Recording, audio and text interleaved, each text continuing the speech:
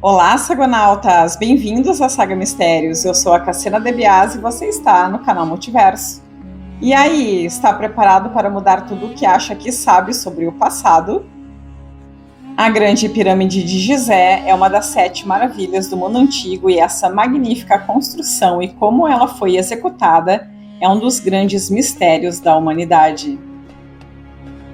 Enquanto a ciência oficial diz, entre tantas outras teorias não inteiramente convincentes, haver uma passagem oculta que não se pode ver, mas que pode explicar o mistério por trás da construção das pirâmides, nós seguimos perseguindo esse mistério milenar acerca de como foram construídas e qual era a sua real finalidade.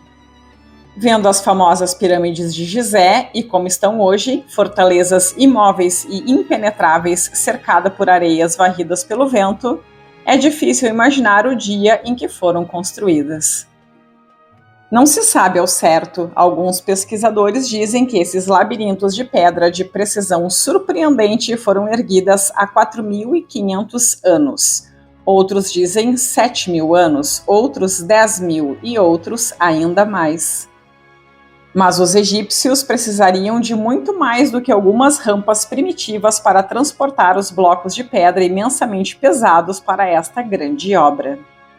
O último grito da moda entre os arqueólogos é que os construtores de pirâmides egípcias podiam ter dragado cursos de água do rio Nilo para formar canais e portos, aproveitando as inundações anuais que funcionariam como um elevador hidráulico para transportar materiais de construção. Esse novo estudo sugere que condições ambientais favoráveis permitiram a construção das pirâmides de Gizé, com o antigo braço do Nilo servindo de canal navegável. Para edificar as pirâmides, tumbas e templos do Planalto, agora parece que os antigos engenheiros egípcios aproveitaram o Nilo e suas inundações anuais, usando um engenhoso sistema de canais e bacias que formavam um complexo portuário no sopé do Planalto de Gizé. No entanto, há uma escassez de evidências ambientais sobre quando, onde e como essas paisagens antigas evoluíram. Perfurações feitas durante obras de engenharia urbana em torno da Gizé moderna produziram evidências estratigráficas de camadas de rocha que seriam consistentes com o antigo braço do Nilo que se estende em direção à base das pirâmides. Mas ainda há dúvidas sobre como os egípcios projetaram acesso à água às pirâmides de Gizé. Na época em que estavam sendo construídos, o norte do Egito passava por algumas mudanças climáticas extremas, com inundações repentinas devastando repetidamente a cidade das pirâmides, Hayt el-Ghurab, que abrigava trabalhadores sazonais.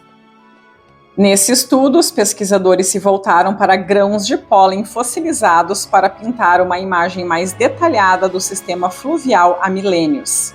Os grãos de pólen podem ser preservados em sedimentos antigos e, entre outros estudos, foram usados para reconstruir climas e paisagens do passado, que parecem muito diferentes hoje. Isso, disseram eles, revela a presença de um corpo de água permanente que cortou a planície inundada de Gizé milhares de anos atrás. A partir daí, eles traçaram a subida e descida dos níveis de água, dizendo que o braço de Quéops permaneceu em um nível de água alto durante os reinados de Quéops, Quefren e Miquerinos, facilitando o transporte de materiais de construção para o complexo da pirâmide de Gizé. Mas que após o reinado do rei Tutankhamon, o braço de Quéops no Nilo diminuiu gradualmente até atingir seus níveis mais baixos documentados nos últimos 8.000 anos no final do período dinástico. Toda uma ginástica científica para negar qualquer possibilidade da teoria dos antigos astronautas ter qualquer tipo de fundamento. A Grande Pirâmide de Gizé, também conhecida por Pirâmide de Quéops, é uma das poucas grandes maravilhas do mundo antigo que ainda seguem em pé de forma quase intacta. Uma construção que desafia tudo o que sabemos sobre a história de nosso próprio planeta. Pois esse feito incrível de engenharia é tão assombroso que a própria engenharia moderna teria dificuldade de executar. Para erguer a Grande Pirâmide de Gizé, primeiro escavaram e nivelaram mais de 50.000 metros quadrados de área. Depois, cortaram 6.000 hectares de leito de rocha, calçando a fundação com mais de 1.000 blocos de pedra, cada uma mais pesada que um carro. Depois, carregaram em torno de 130 blocos de granito por mais de 800 quilômetros, cada bloco pesando entre 20 e 70 toneladas, que se elevaram inicialmente até 64 metros de altura, algo absurdo de se fazer hoje, quem dirá naquelas épocas. A Grande Pirâmide tinha 3 câmaras em seu interior. Tinha não, tem. Os construtores escavaram rotas até elas através da rocha sólida, com incrível perfeição. O maior dos túneis, com 91 metros de comprimento e 1 metro de largura até a câmara mais profunda. Grimaud conduziu uma pesquisa por mais de 30 anos, consultando centenas de arquitetos e engenheiros ao redor do mundo, que atestam em comum a inviabilidade de, mesmo com nossa tecnologia atual, chegar sequer perto dessas façanhas construtivas e de sua assombrosa exatidão. Começa que trabalhar naquelas condições deveria ser realmente terrível. Depois que escavar em ângulos de tal precisão exigiria ferramentas muito especiais. Foram empregados na construção mais de 2 milhões de blocos de rocha de diferentes tamanhos, tornando o quebra-cabeças ainda mais complicado.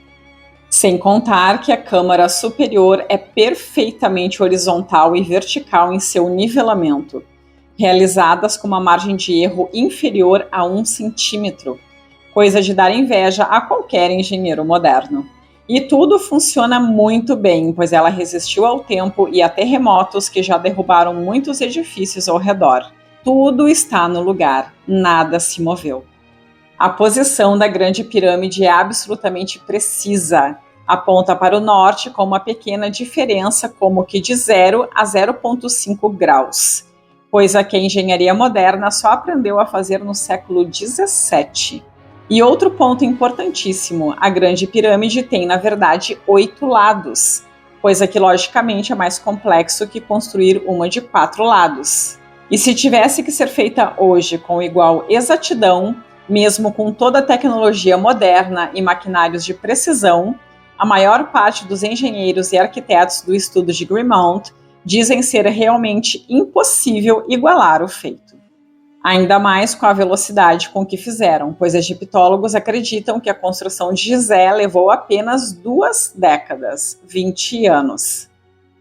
Isso significa que hoje, empregando a façanha de cavar, retirar, mover, moldar, esculpir, levantar e colocar no lugar 2 milhões de blocos de pedra neste intervalo de tempo, seria algo como, trabalhando 12 horas por dia durante todos os 365 dias do ano, providenciar um bloco no lugar a cada 5 minutos em média. Por último, e não menos importante, como os egípcios não conheciam o ferro e muito menos o aço, as pirâmides teriam de ter sido construídas com ferramentas de cobre, martelos de pedra e cordas. Então quer dizer que em uma época, em torno de 5.000 anos atrás, enquanto a maioria da humanidade vagava nômade vestindo peles de animais, os egípcios antigos nivelaram um leito de rocha, pavimentaram uma área superior a 6 campos de futebol, lapidaram 2 milhões de blocos de pedra com 42 pisos de altura, equivalente a 139 metros, cavaram túneis completa e perfeitamente retos através da rocha bruta, fixaram pedras no interior da câmara com precisão absoluta, construíram um exterior com 8 lados à prova de terremotos, alinharam perfeitamente com o norte magnético e terminaram todo esse trabalho duro em 20 anos. Usando apenas isto: cordas, pedras e talhadeiras de cobre.